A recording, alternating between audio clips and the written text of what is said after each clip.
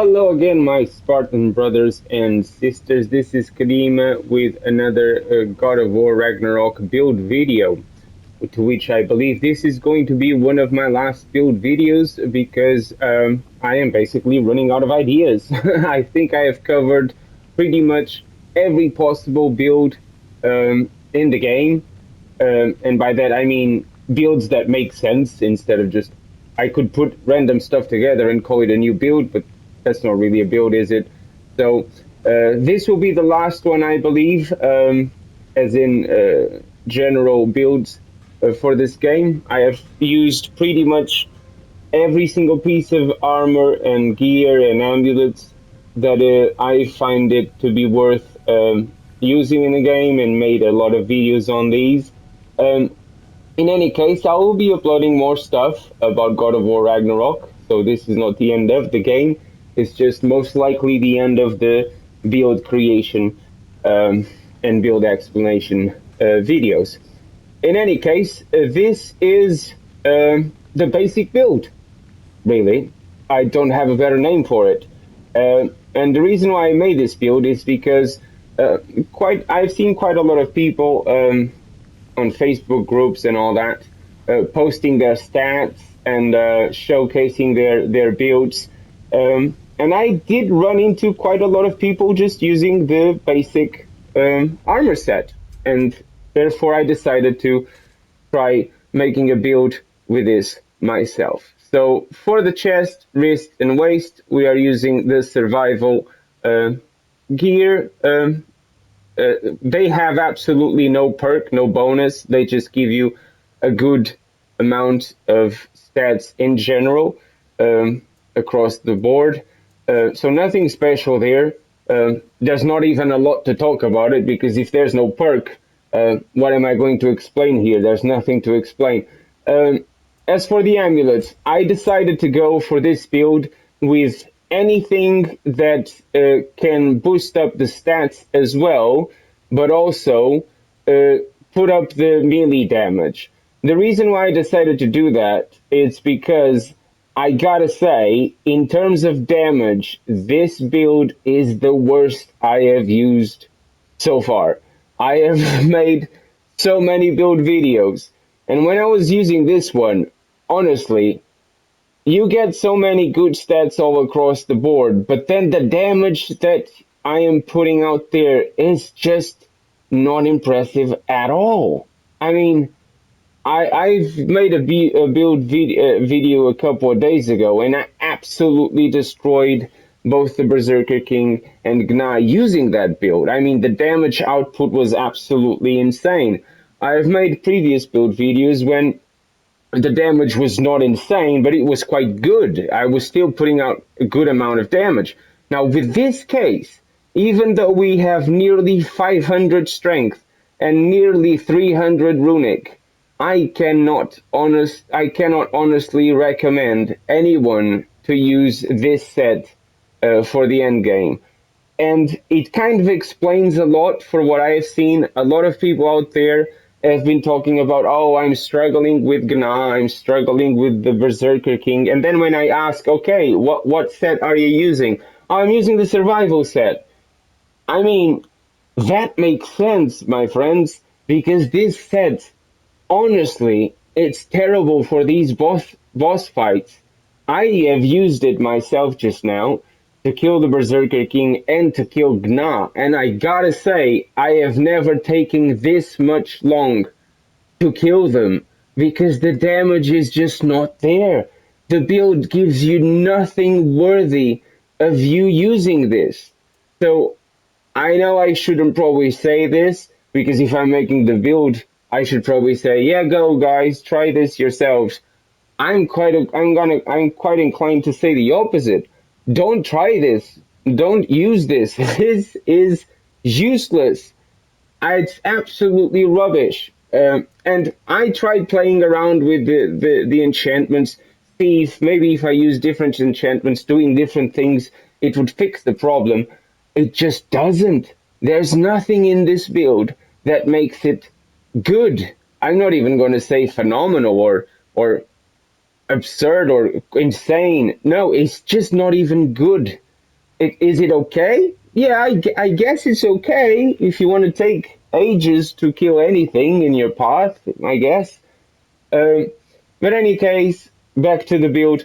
I decided to go, as I said, with anything that boosts up damage. So I'm using the Niflheim's set, which increases Kratos' melee damage when he's above 75% health based on defense. We got 383 defense, not a lot, but I didn't feel this made much of a difference. Anyway, uh, I'm using Vanaheim's, which increases Kratos' melee damage against status-afflicted enemies based on his luck. And we got the Muspelheim, which increases Kratos' melee damage when the Permafrost, Immolation, or Maelstrom skills are fully charged based on his runic. We got 287 runic. It's not a bad number, but again, I didn't feel the damage. I just didn't feel it. In any case, let's go back to the weapons. Initially, I was planning on using the basic attachments for both weapons. So I was planning to use the wooden knob for the axe, and I was planning to use the steel handles for the blades.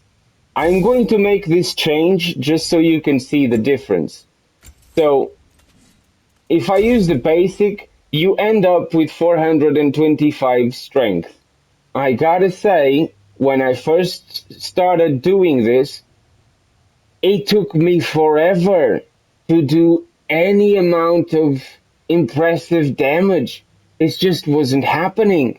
It was doing nothing.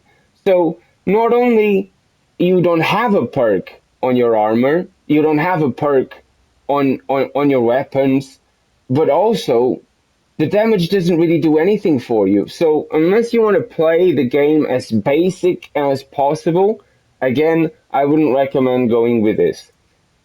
As for the attachments, in this case, I was using the Furious Maul just so I could try to bring that strength up a bit more in the hopes that it would fix the damage problem. And I gotta say, it didn't.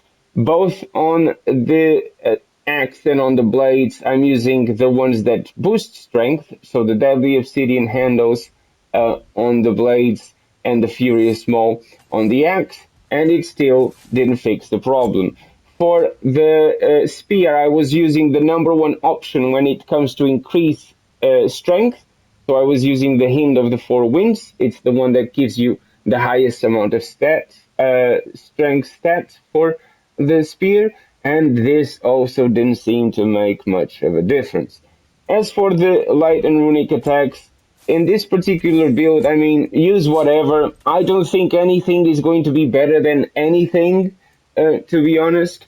As for the shield, I'm using the Dauntless shield because it's my favorite and I parry as much as I can.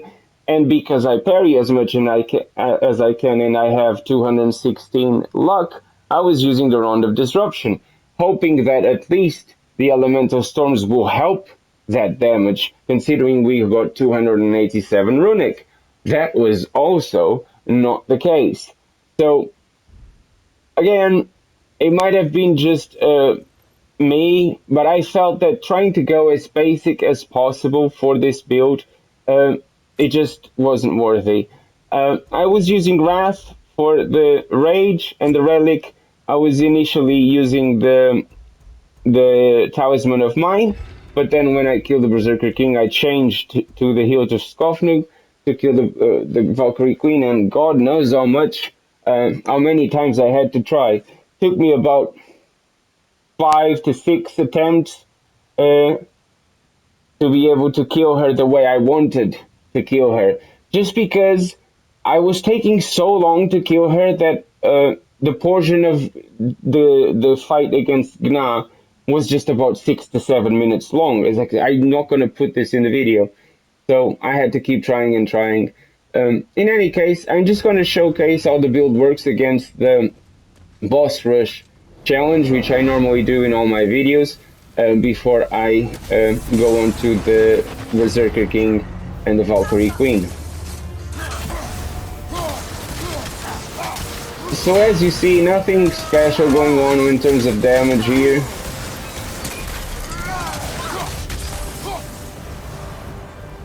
Nothing absurd. And I missed the parry, which is even better. And I missed it again.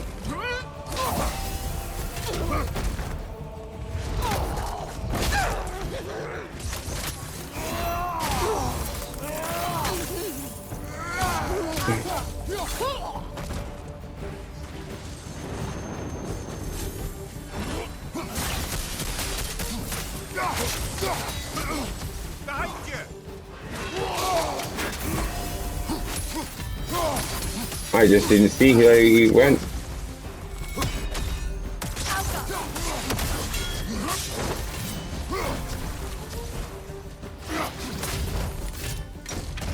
Sorry, brother.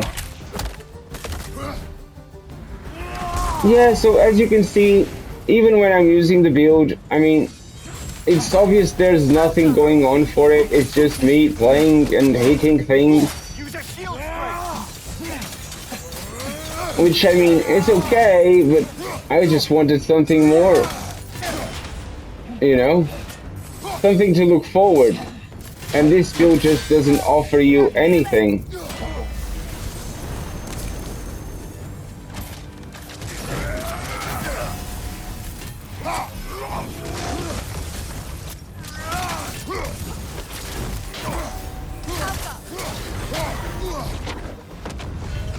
And there you go. That's it. I mean, normally in my other build videos, I talk a lot about I'm gonna do this, I'm gonna do that, so I can trigger this, so I can trigger that. It's not the case in this build. I mean, the name says it all. It's a basic build. There's not a lot going on for it. It's just basic hack and slash, which might be the way some of you want to play the game. I mean, as simple as possible, just pressing R1 and R2 and parrying and blocking.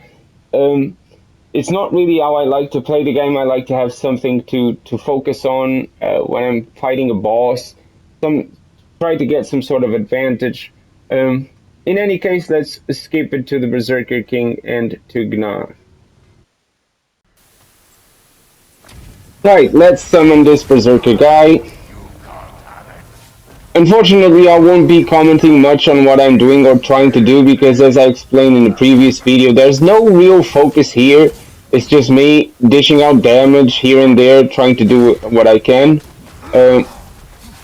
So, as you guys can see, if you look at his HP, even when I do a runic attack, it just doesn't do that much amount of damage. And then when I trigger a second runic attack and simultaneously do Freya's summon attack, just doesn't do it. Look at the tiny amount of damage that this heavy runic attack did. It's just not worthy in my opinion. Maybe you guys tried to use this set with different enchantments or using something different. But if that was the case, I mean, why not instead also use a different set of armor, something that will give you more damage or boost your permafrost or anything? Because this just doesn't make it worthy in my opinion.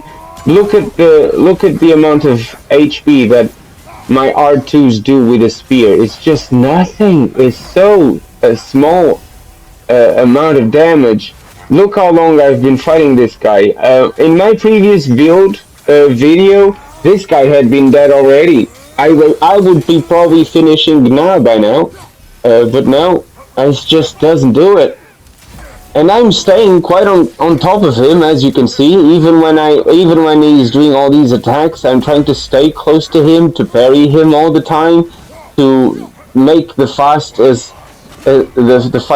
fast as possible. I'm staying on top of him, and finally I bring him down.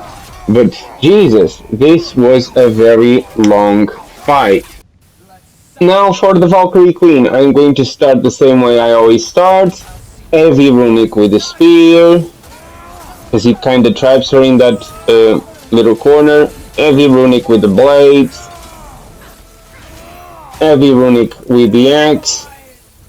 She managed to run away, so this time I didn't activate Bofnug. I go on top of her, I activate the permafrost, close the gap, do the shield bash. But you see that by now she just reached halfway down on her HP.